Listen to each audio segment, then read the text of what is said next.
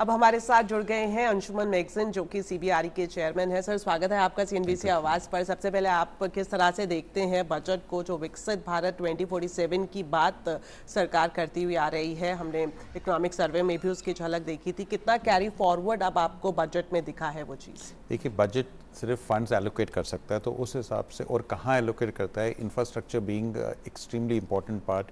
तो इस साल भी एफएम ने इंफ्रास्ट्रक्चर में फोकस किया है, तो उस हिसाब से पॉजिटिव है। और besides infrastructure there were 2-3 other areas जो कि इम्पॉर्टेंट है, जो कि इंडस्ट्रियल मैन्युफैक्चरिंग, बिकॉज इंडिया हमारा स्ट्रेंथ सर्विसेज है, सेक्टर है, लेकिन हम जॉब क्रिएशन या हम इकोनॉमिक पावर नहीं बन सकते अगर हम मैन्युफैक्चरिंग स्ट्रॉन्ग नहीं है। तो एफएम ने एलोकेट किया है कि हम 7 सेक्टर्स फोकस मैन्युफैक्चरिंग में उसमें रिवाइवल करेंगे। 200 इंडस्ट्रियल एरियाज़ हैं जिनको रिवाइव करेंगे। स्पेशल इकोनॉमिक जोन्स पे फोकस है। तो मैन्युफैक्चरिंग साइड का जो इंडस्ट्रियल का फोकस है besides infrastructure has been really positive. All right sir, capex के अगर नंबर की तरफ बात करें तो पिछले बारी के मुकाबले 9% ज़्यादा इस बार कैपेक्स पर, मतलब कैपिटल एक्सपेंडिचर का नंबर सामने आया है। और अक्सर देखा जाता है कि कैपिटल एक्सपेंडिचर की जब हम बात करते हैं, जितनी ज़्यादा रकम वहाँ पर जाती है इंफ्रास्ट्रक्चर को, उतना ही बूस्ट मिलता है। तो ये जो इंक्रीज़ है, ये कितनी कारगर साबित हो सकती है?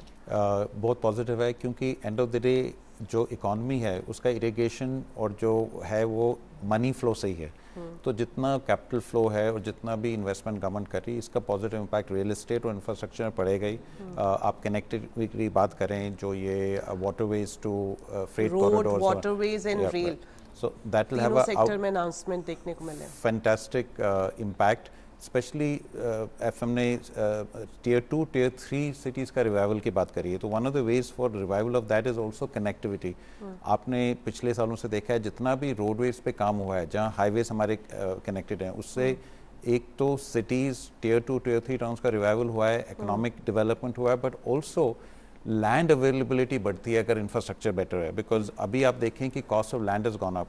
उसको हम कंट्रोल में एक ही तरीके से कर सकते हैं कि अगर कनेक्टिविटी हो, जितना कनेक्टिविटी होगा उतना लैंड अवेलेबल होगा, not only for real estate development but also for health, for factories, for everything else.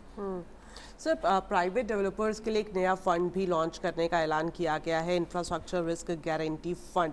इसे आप किस तरह से देख रहे हैं? आपको लगता है कि ये पार्शियली क्रेडिट देने में कारगर साबित होगा? एब्सोल्युटली, बिकॉज हम एक चीज़ नहीं सोचते हैं कि जो इन्वेस्ट कर रहा है, चाहे वो डेवलपर हो, जो इंफ्रास्ट्रक्चर भी डेवलप कर रहा है, रिस्क क्यों ले वो। तो this fund will be good. But एक चीज़ जो थोड़ा बेटर हो सकता था, जो बजट में नहीं आया है, कि specifically for housing and low cost and affordable housing में कोई इंसेंटिव नहीं आया है। और अभी आप देखें जो लो कॉस्ट हाउसिंग और स्पेशली जो अफोर्डेबल हाउसिंग की सप्लाई उतनी बढ़ नहीं रही है, because the risk is high और इंसेंटिव नहीं है डेवलपर्स को to go out and do affordable housing development.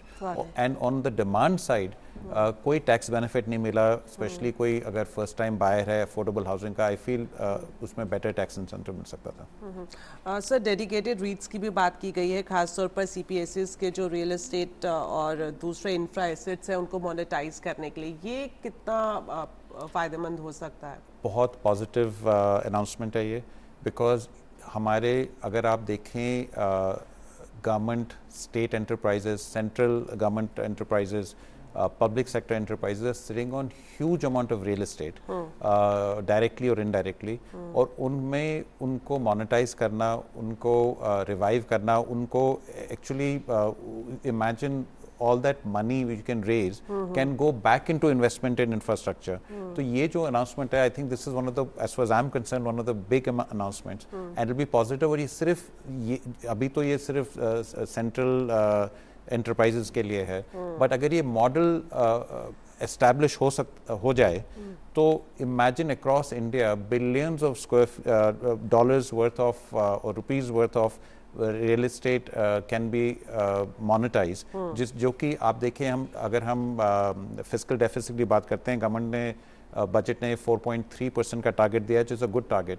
But one of the ways to do the target is also you need more money. And this is one of the ways कि हम अगर अपना जो real estate infrastructure है जो government के बीच में उसको अगर मोनेटाइज करें, I think if it is done properly ये 4.3 डेफिसिट जो है हम और रिड्यूस कर सकते हैं, and it can be a major part of it, which I don't think people really look at it that way.